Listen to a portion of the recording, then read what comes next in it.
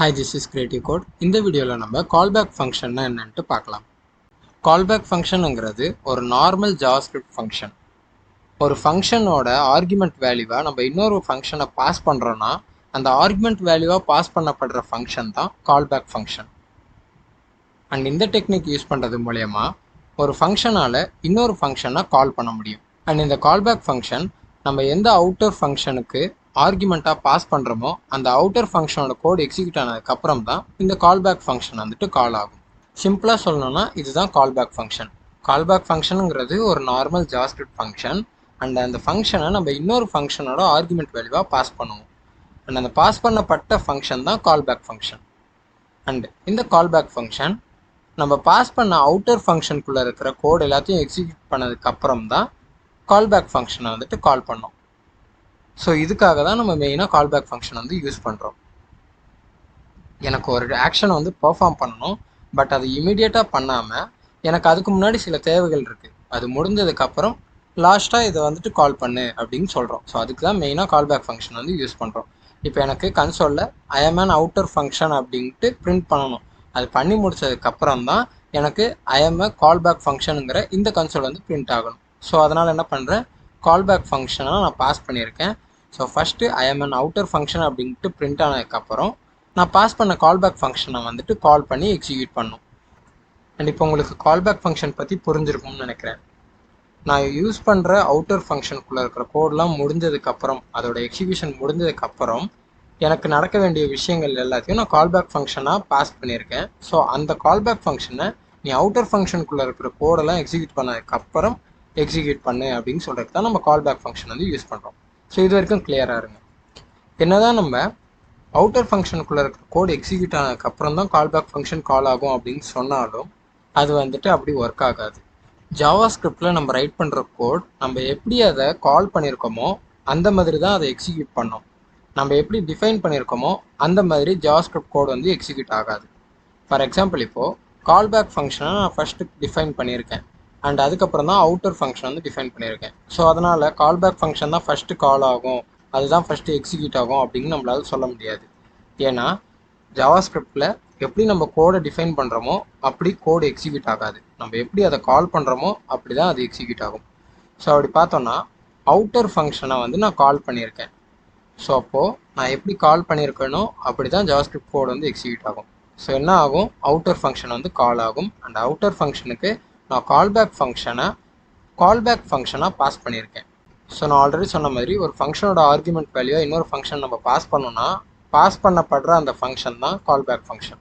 So இங்கே callback ஃபங்க்ஷனை நான் பாஸ் பண்ணியிருக்கேன். ஸோ அதுதான் கால்பேக் ஃபங்க்ஷன். இந்த கோட் வந்து எக்ஸிக்யூட் ஆகும். ஸோ என்ன ஆகணும், அவுட்டர் ஃபங்க்ஷனுக்குள்ளே வந்துட்டு ஃபர்ஸ்ட் லைனில் என்ன இருக்குது, ஐ ஆம் அன் அவுட்டர் ஃபங்க்ஷன் அப்படின்ட்டு கன்சோல் இருக்குது. ஸோ இது வந்து பிரிண்ட் ஆகும். அண்ட் அதுக்கப்புறம் கால்பேக் ஃபங்க்ஷன் நம்ம பாஸ் பண்ண கால்பேக் ஃபங்க்ஷனை வந்துட்டு கால் பண்ணி எக்ஸிக்யூட் பண்ணோம். ஸோ இப்படி தான் ஜாவாஸ்கிரிப்டில் கோட் வந்துட்டு எக்ஸிக்யூட் ஆகும். இன்கேஸ் நான் இந்த கன்சோலை வந்துட்டு கால்பேக் ஃபங்க்ஷனுக்கு நெக்ஸ்ட் லைனில் கொடுத்துட்டேன். ஸோ இந்த மாதிரி கொடுத்துட்டேன்னு வச்சுக்கலாம். ஸோ இப்போ என்ன ஆகும், சேம் நான் ஆல்ரெடி சொன்ன மாதிரி ஜாவாஸ்கிரிப்டில் நம்ம ரைட் பண்ணுற கோட் எப்படி கால் ஆகியிருக்கோ அப்படி தான் அது வந்து எக்ஸிக்யூட் ஆகும். நம்ம எப்படி டிஃபைன் பண்ணுறோமோ அதை பொறுத்து அது எக்ஸிக்யூட் ஆகாது. ஸோ அப்படி இருக்கும்போது அகைன் அவுட்டர் ஃபங்க்ஷன் கால் ஆகும். கால்பேக் ஃபங்க்ஷன் வந்துட்டு ஆர்குமெண்ட்டாக பாஸ் பண்ணதால் இது ஒரு கால்பேக் ஃபங்க்ஷன் ஆகிடும். ஸோ ஃபஸ்ட் இந்த அவுட்டர் ஃபங்க்ஷனுக்குள்ளே வந்த உடனே கால்பேக் ஃபங்க்ஷனை தான் வந்து கால் பண்ணியிருக்கோம். ஸோ ஃபஸ்ட்டு கால்பேக் ஃபங்க்ஷன் கால் ஆகி அதுக்குள்ளே இருக்கிற இந்த கன்சோல் பிரிண்ட் ஆனதுக்கப்புறம் இந்த அவுட்டர் ஃபங்க்ஷனுக்குள்ளே இருக்கிற கன்சோல் லாக் வந்து பிரிண்ட் ஆகும். ஸோ இப்படி தான் ஜாவாஸ்கிரிப்ட் கோட் வந்து எக்ஸிக்யூட் ஆகும். ஸோ அதனால் நம்மளால் கால்பேக் ஃபங்க்ஷன் நம்மளோட அவுட்டர் ஃபங்க்ஷனுக்குள்ளே இருக்கிற கோட் எல்லாமே எக்ஸிக்யூட் ஆனதுக்கப்புறம் தான் கால் ஆகும் அப்படின்ட்டு கேரண்டி கொடுக்க முடியாது. ஏன்னா ஜாவாஸ்கிரிப்ட் கோட் நம்ம எப்படி கால் பண்ணுறோமோ அப்படி தான் எக்ஸிக்யூட் ஆகும், நம்ம எப்படி டிஃபைன் பண்ணுறோமோ அப்படி எக்ஸிக்யூட் ஆகாது. ஸோ அதனால் கால்பேக் ஃபங்க்ஷனை யூஸ் பண்ணும்போது இந்த விஷயத்தை வந்து ஞாபகம் வச்சுக்கோங்க. நீங்கள் எப்படி அந்த ஜாவாஸ்கிரிப்ட் கோட் ரைட் பண்ணுறீங்களோ அதை பொறுத்து தான் இந்த கால்பேக் ஃபங்க்ஷன் வந்துட்டு எக்ஸிக்யூட் ஆகும். அண்ட் இப்போ இந்த கால்பேக் ஃபங்க்ஷனை நான் லைவாக உங்களுக்கு ரன் பண்ணி காட்டுறேன். ஸோ அப்போ வந்து உங்களுக்கு கிளியராக புரியும். ஸோ லைனை வந்து சேஞ்ச் பண்ணுறேன். இதை வந்து நம்ம டெர்மினல்லே ரன் பண்ணலாம். ஸோ சிம்பிளாக ஒரு 2 ஃபங்க்ஷன் தான் நம்ம யூஸ் பண்ண போகிறோம். ஸோ அதனால் நான் டெர்மினல்லே ரன் பண்ணுறேன். நோட் என்னோட ஸ்கிரிப்டோட ஃபைல் நேம் script.js அண்ட் இந்த ஃபங்க்ஷன் வந்து நம்ம இப்போ கால் பண்ணியிருக்கோம் அவுட்டர் ஃபங்க்ஷன் அண்ட் கால்பேக் ஃபங்க்ஷனை வந்துட்டு நம்ம கால்பேக் ஃபங்க்ஷனை வந்துட்டு பாஸ் பண்ணியிருக்கோம். ஸோ இதை ரன் பண்ணலாம். ஸோ இப்போ பார்த்தீங்கன்னா ஐஎம் அன் அவுட்டர் ஃபங்க்ஷன்ட்டு கன்சோலில் பிரிண்ட் ஆகிருக்கு. அதுக்கப்புறம் ஐஎம் அ கால்பேக் ஃபங்க்ஷன் அப்படின்ட்டு கன்சோலில் பிரிண்ட் ஆகிருக்கு. ஸோ இது எப்படி எக்ஸிக்யூட் ஆகிருக்குன்னா அவுட்டர் ஃபங்க்ஷன் வந்து கால் ஆகிருக்கு. அவுட்டர் ஃபங்க்ஷனுக்குள்ளே இருக்கிற கோட்லாம் எக்ஸிக்யூட் ஆகணும் ஃபஸ்ட்டு. ஸோ நான் அப்படி தான் ரைட் பண்ணியிருக்கேன். ஃபஸ்ட்டு என்ன பண்ணுதுன்னா அவுட்டர் ஃபங்க்ஷனுக்குள்ளே இருக்கிற கன்சோலை வந்து பிரிண்ட் பண்ணிடுச்சு. ஸோ இந்த ஒரே ஒரு லைன் மட்டும்தான் நான் அவுட்டர் ஃபங்க்ஷனுக்குள்ளே ரைட் பண்ணியிருக்கேன். ஸோ அவுட்டர் ஃபங்க்ஷனுக்குள்ளே இருக்கிற கோட் எக்ஸிக்யூட் ஆனதுக்கப்புறம் நம்மளோட கால்பேக் ஃபங்க்ஷனை வந்து கால் பண்ணியிருக்கு. கால்பேக் ஃபங்க்ஷன் என்ன பாஸ் பண்ணியிருக்கோம்?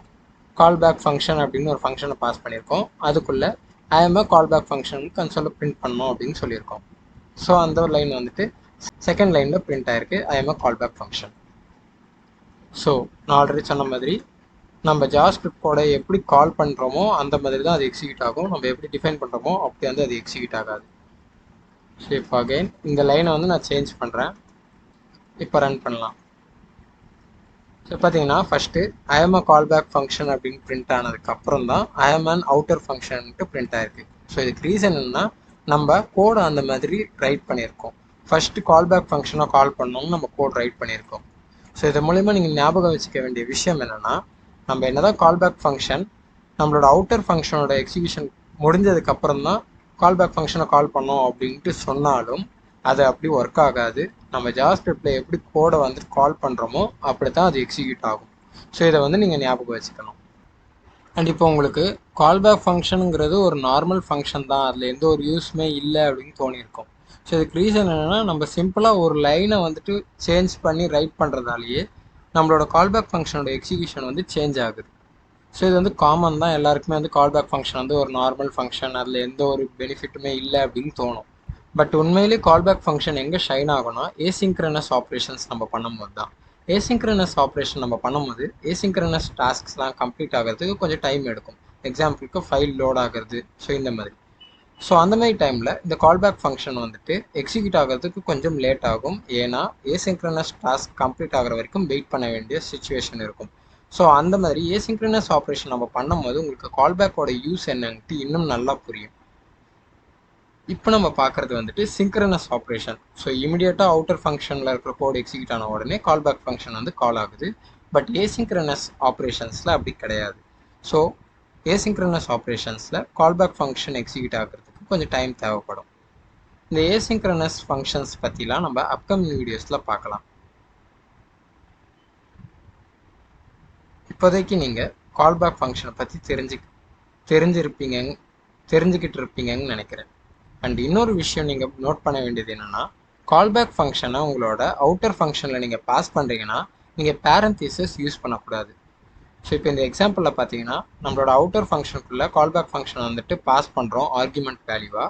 பட் நான் இங்கே வந்து பேரந்தீசஸ் கொடுக்கல. இன்கேஸ் நீங்கள் பேரந்தீசஸ் கொடுத்தீங்கன்னா உங்களுக்கு டைப் எரர் வரும். ஸோ இப்போ என்ன ஆகும்னா நான் அகைன் இப்போ இந்த ஸ்கிரிப்டை ரன் பண்ணுறேன். ஸோ பார்த்தீங்கன்னா type error callback function is not a function அப்படின்ட்டு நமக்கு ஒரு டைப் எரர் வந்திருக்கு. ஸோ கால்பேக் ஃபங்க்ஷனை நம்ம ஆர்குமெண்ட் வேல்யூவாக பாஸ் பண்ணுறோன்னா பேரந்தீசஸ் கொடுக்கக்கூடாது, கொடுத்தா நமக்கு வந்து டைப் எரர் வரும். ஸோ இதை வந்து ஞாபகம் வச்சுக்கணும். அண்ட் இந்த சிங்க்ரனஸ் கால்பேக் ஃபங்க்ஷனுக்கும் ஏசிங்க்ரனஸ் கால்பேக் ஃபங்க்ஷனுக்காகவும் சில எக்ஸாம்பிள் ஆல்ரெடி ஜாவாஸ்கிரிப்டில் இருக்குது. சிங்க்ரனஸ்ன்னு எடுத்துக்கிட்டோன்னா நம்ம அரேக்கு யூஸ் பண்ணுற மெத்தட்ஸ், நம்ம டே டு டே நிறைய அரே மெத்தட்ஸ் வந்து யூஸ் பண்ணியிருப்போம். இந்த அரே மெத்தட்ஸ் எல்லாத்துக்குமே நம்ம கால்பேக் ஃபங்க்ஷன் வந்து பாஸ் பண்ணோம். இது எல்லாமே வந்துட்டு சிங்க்ரனஸ் கால்பேக் ஃபங்க்ஷனுக்கான ஒரு எக்ஸாம்பிள். அண்ட் அதே மாதிரி ஏசிங்க்ரனஸ்ன்னு எடுத்துக்கிட்டோன்னா நம்ம set time out, set interval இந்த மாதிரி டைமிங் ஃபங்க்ஷன் வந்து யூஸ் பண்ணியிருப்போம். அண்ட் இந்த ஃபங்க்ஷனுக்கும் நம்ம வந்து ஒரு கால்பேக் ஃபங்க்ஷன் வந்து பாஸ் பண்ணுவோம். ஸோ இது வந்துட்டு ஏசிங்க்ரனஸ் கால்பேக் ஃபங்க்ஷனுக்கான ஒரு எக்ஸாம்பிள். அண்ட் இந்த வீடியோவில் நீங்கள் கால்பேக் ஃபங்க்ஷன்னா என்னென்னு லேர்ன் பண்ணியிருப்பீங்கன்னு நினைக்கிறேன். அண்ட் இந்த வீடியோ உங்களுக்கு யூஸ்ஃபுல்லாக இருக்குன்னு நினச்சிங்கன்னா லைக் பண்ணி சப்போர்ட் பண்ணுங்கள். இன்னும் நிறைய ஃப்ரண்ட் அண்ட் ரிலேட்டட் கண்டென்ட்டை தமிழில் லேர்ன் பண்ணுறதுக்கு கிரியேட்டிவ் கோட் அஃபிஷியல் சேனலை சப்ஸ்கிரைப் பண்ணிக்கோங்க. தேங்க்ஸ் ஃபார் வாட்சிங்.